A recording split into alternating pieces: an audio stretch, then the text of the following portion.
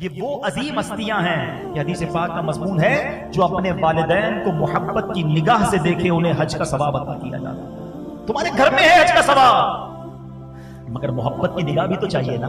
والدین کو دیکھتے ہیں تیز نظروں سے، ڈرانے والی نظروں سے، تف ہے اس اولاد پر کہ ماں جس بیٹے سے بات کرنے میں ڈر رہی ہو کہ بات کروں گی تو لڑے گا، بیٹی سے بات کرنے میں ڈر رہی ہو کہ بات کروں گی تو الجھے گی، وہ بیٹی اور بیٹا کس کام کے کہ جن سے ماں باپ بات کرنے میں ڈرے؟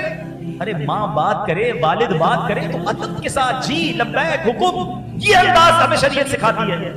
آدھی رات کو دوست فون کرتا ہے، یار گاڑی خراب ہو گئی، پچھلے دنوں بارش ہوئی تھی نا یار، ذرا گاڑی موٹر سائیکل پانی میں پھنس گئی، ارے ابھی آیا، جان حاضر۔